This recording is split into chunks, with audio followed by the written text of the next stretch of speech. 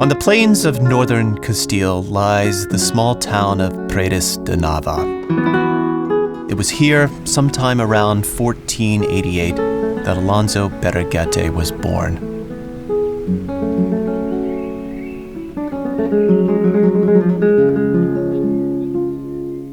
Perhaps the best thing that the town had to offer was his father, the famous painter Pedro Berruguete. And in the town's main church, there still survives a retablo, or an altarpiece, that contains some of the finest examples of his paintings. These are paintings that show great refinement and that betray the influence of artists from Northern Europe.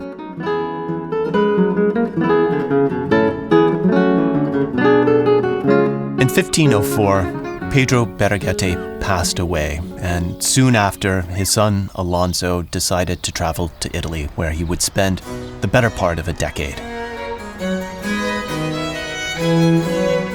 He's first recorded in Rome in 1508. We know that he met Michelangelo. At some point, he was granted access to the Sistine Chapel, where he studied Michelangelo's frescoes on the ceiling. But it was Florence that became his base of operations, and it was there that he really flourished as a painter. And we know from paintings like the one behind me of Salome that he was very much in the vanguard of the movement called Mannerism. This was an elegant style of painting that came into vogue in Florence right at this moment in time. After spending this decade in Italy, he decided to go back to Spain. And in 1518, he's recorded in Saragossa, where he's immediately hired by the new King Charles I to be his court painter. And then he follows Charles, now the Holy Roman Emperor Charles V, to the city of Valladolid, which had become the de facto capital of Charles's realms across Europe.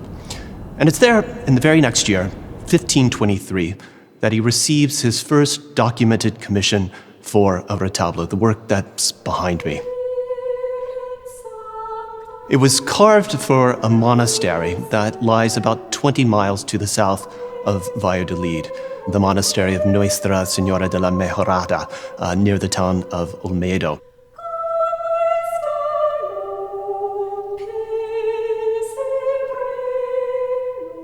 1526, he completes that retablo, and within several months, he had received the commission for what would turn out to be his great masterpiece in the field of retablos, the retablo here at the Benedictine monastery of San Benito el Real.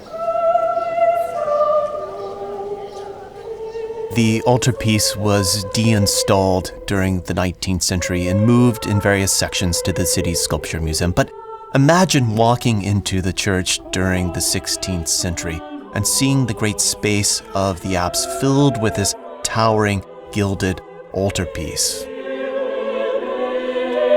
He wanted to turn the apse wall into a shimmering mosaic of gilded figures, imploring the worshiper to join in a headlong rush towards salvation.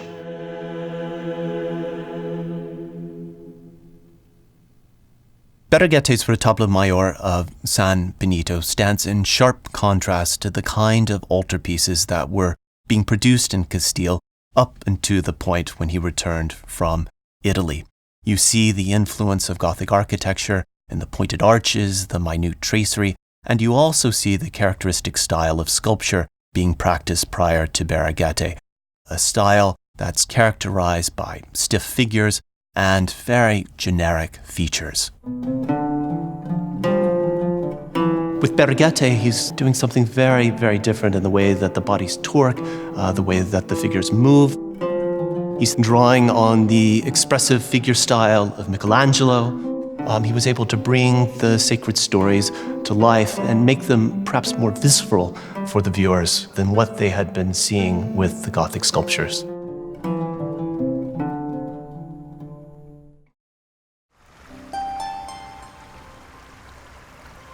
Even as Berruguete was working on the Retablo Mayor of San Benito, he was receiving commissions from across Castile for other monumental retablos.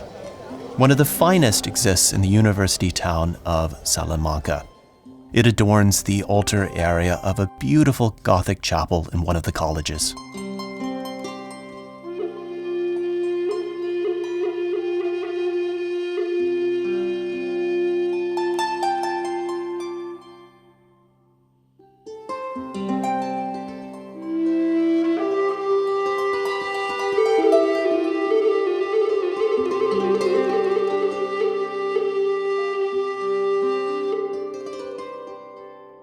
It's important always to realize when contemplating the works of Berruguete that these sculptures and these paintings were meant to be seen at an incredible distance.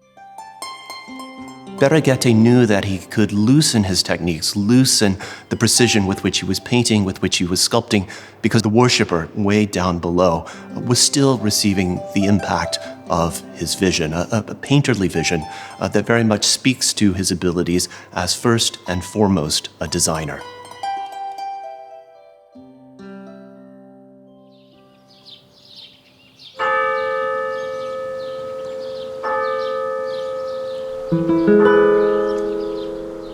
Toledo Cathedral is where Alonso Berruguete sealed his reputation as the most important sculptor active in Castile during the first half of the 16th century. In 1537, he was invited to come help complete the choir stalls in the cathedral. There, he executed a series of exquisite reliefs in walnut that are among his most expressive and dynamic figures. A standout example is the figure of Job, and the way his body tenses and the way he looks to be launching himself through the air. Berruguete achieves a forcefulness of dramatic expression unprecedented in the sculpture of his time.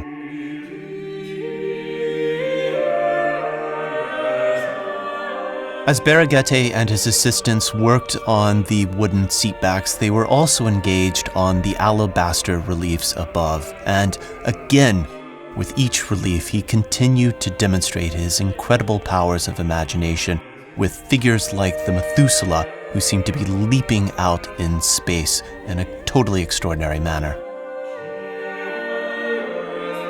Their success led to the invitation to carve an enormous alabaster group of the Transfiguration of Christ that crowns the entire choir.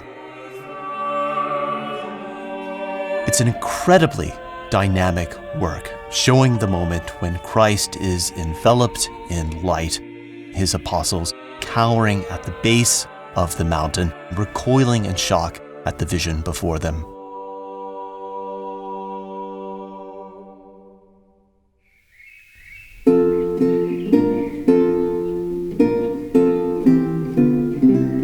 I'm standing here in the chapel of the Hospital Tavera, the site of Alonso Berruguete's last great creation, the marble tomb of the powerful Archbishop of Toledo, Cardinal Juan Pardo de Tavera. In 1541, the cardinal founded this hospital. He would end up dying 4 years later, not seeing the completion of the structure. In 1554, the cardinal's heirs asked Alonso Berruguete to create a sumptuous tomb to commemorate the fallen cardinal. Berruguete immediately turned to commissioning the marble to be quarried in Italy and imported to Toledo, and over the course of the next 6-7 years, he worked with his assistants to carve the magnificent tomb.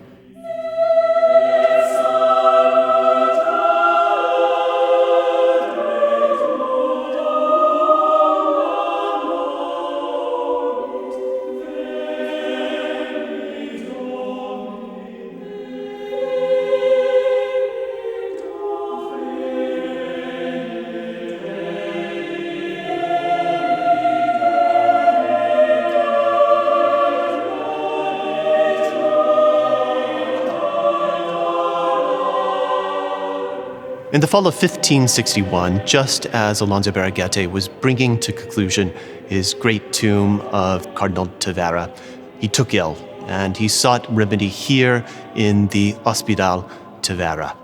We know from payment receipts that he asked for a piece of canvas on which he could execute a painting of Christ. We don't know whether it was ever executed, but a matter of days after receiving that piece of canvas, he passed away.